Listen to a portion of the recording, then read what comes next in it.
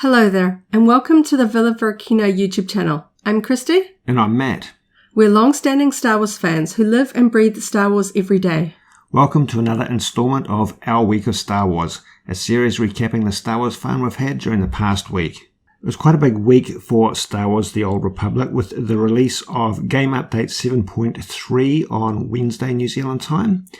There's a lot I could talk about here, but I don't want to get too deep into spoilers, other than saying I did enjoy the story aspects of this update. There's some returning of some interesting aspects, historic aspects of the game that is complicating the overall storyline in an interesting way. So we've got multiple threads that are ultimately going to come together in some sort of climax that is a little bit hard to predict at this point in time. So I'm really enjoying where that is going. I know that's a bit vague, but we do have some gameplay up on our Varykino Gaming YouTube channel. If you want to check out some of that story arc, it's called Old Wounds, and we'll put a link to our alternate channel down below for that. I'm still catching up playing some of the older content. I've got a few more characters than Matt does, so I've got a lot more characters to get through the content and chase them up to being able to play this brand new content. So I haven't actually played the new content, but I'm super keen. It's on my to-do list this week. In Star Wars Galaxy of Heroes, I unlocked a brand new starship, the Mark 6 Interceptor, which is piloted by the Sith Trooper. So this is actually an Old Republic era ship. It's inspired by Star Wars The Old Republic. It is a Sith Trooper from Star Wars The Old Republic that pilots it. And I'm very excited to add another ship, another sort of element from the Old Republic era into this game. Haven't got it fully spec'd out, but my pilot is pretty well geared, so I've got a good starting place. A little bit out of the blue, we saw an interesting trailer and some interesting gameplay alongside some developer commentary relating to the new Ubisoft massive entertainment game Star Wars Outlaws. Now we know there's been rumors that Ubisoft has been developing a game for a while. So seeing the actual footage from this single-player adventure game was really quite a treat in the past week, and we know that it's still a little bit of a wait. It's not coming out until 2024, but this level of development is encouraging considering how long the rumor mills about upcoming Star Wars games have been churning.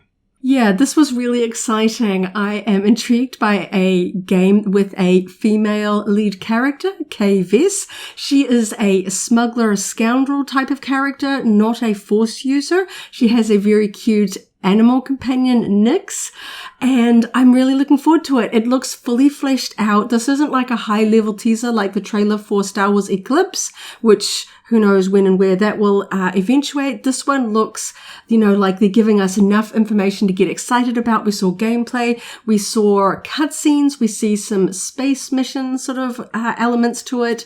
It's really, really cool. This one is definitely on my interest list. I think this one will appeal to fans of the Jedi Fallen Order, Jedi Survivor series, but somebody that wants to work sort of in the underworld and, the smuggler. So you're specifically playing as a scoundrel. They're describing her role, her character as a scoundrel, which is a good distinction from the sort of Jedi lightsaber wielding warriors of other games.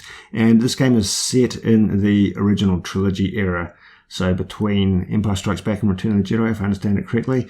So we were seeing some very, very familiar vehicles and settings and a lot of new material there as well. Yeah, so there is a proper trailer, then there is a gameplay trailer showing an extended period of gameplay, and then the Ubisoft channel also put out a sort of a developer walkthrough where they provide commentary to the gameplay trailer. So there are all sorts of ways, and there was also a video talking to the performance artist for the main character, Kay Vess, where she sort of delves into her performance, and you see some behind the scenes of her performing the sort of motion capture for the video game. This looks like they have really thought about the sort of the advertising and the launch for this, and I'm really excited. We had a few Star Wars deliveries by courier this past week. We received a couple of new Star Wars Funko Pops from the Pride 2023 range in R2-D2 and BB-8 character pops, and we've got versions of BB-8 and R2-D2 already in our collection, of course, and it's fun to have some colourful variations of those characters. Funko launched their Pride collection in 2021, and there were a couple of Star Wars Funkos in that range. But in 2022, they focused more on comic book characters. There weren't any Star Wars characters in the Funko Pride range, so it's fun to see those returning this year with two of them. So we've got a video of the unboxing of those 2 Pride Funko Pops up on our YouTube channel. Do check them out. While we're out shopping or checking stores in the real world in the past week, we were surprised to come across some Star Wars trade paperbacks, or at least one Star Wars trade paperback, heavily discounted at a local department store. We grabbed a trade paperback of the Force Awakens comic adaptation. Also at the warehouse, they have a new range of Qtopia Star Wars plush. They've done these in the past, but they have new characters now. And my favorite from the new range was the Stormtrooper plush. This thing is so cute. So Qtopia is done by Mattel, aren't they?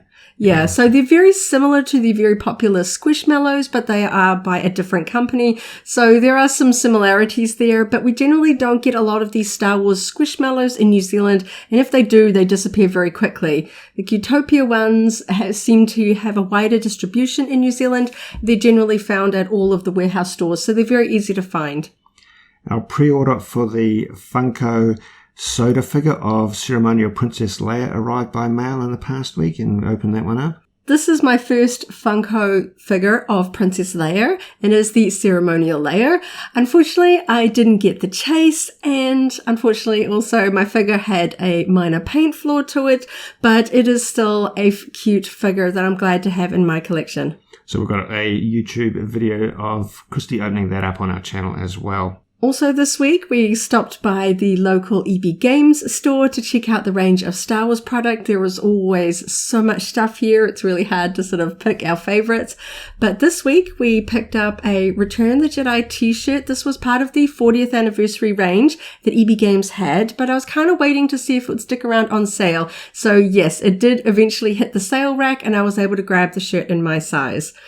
It's winter here in New Zealand, so we also picked up these really cute Tauntaun socks. They're very warm and fuzzy, and a Star Wars opening crawl blanket, which is going to be great for the winter nights here. Specifically the Return of the Jedi opening crawl to celebrate the 40th anniversary of that movie. We also received the shipment from our US mailbox, which included some very exciting things that we've been waiting for. Primarily, the big piece in this shipment was the Gentle Giant Ahsoka Tano mini bust. This is the version of Ahsoka from The Mandalorian, played by Rosario Dawson, and I'm so happy to have this one in my collection. I've been waiting for a while for this one to arrive. Alongside that one, I also picked up a few pieces from Cakeworthy and a few pieces of Star Wars jewelry that I'm very excited. I'll be reviewing these items on the YouTube channel in the coming week or so, so do check them out as I get them uploaded.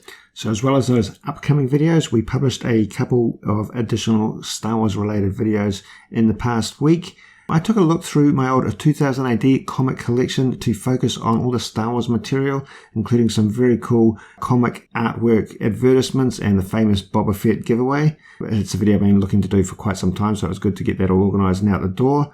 And Christy did a bit of an update to her Disney Magic Kingdoms park, and some video accompanying that has gone out. Yes, with the conclusion of the Return of the Jedi Star Wars event in Disney Magic Kingdoms app game, I finally was able to sit down and rearrange my park to fit all of my Star Wars attractions and concession stands where I wanted them to in the Star Wars section of my park.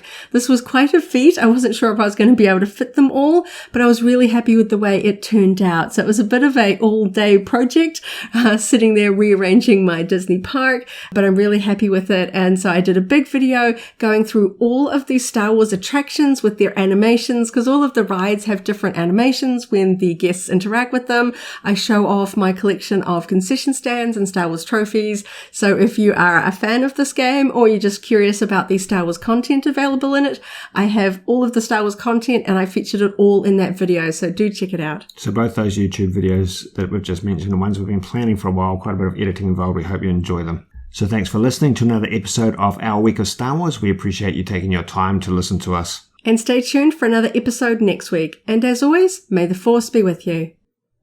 If you enjoyed this video, go ahead and give it a like, check out our other videos, and subscribe for alerts about new uploads. Thanks for watching, and may the Force be with you.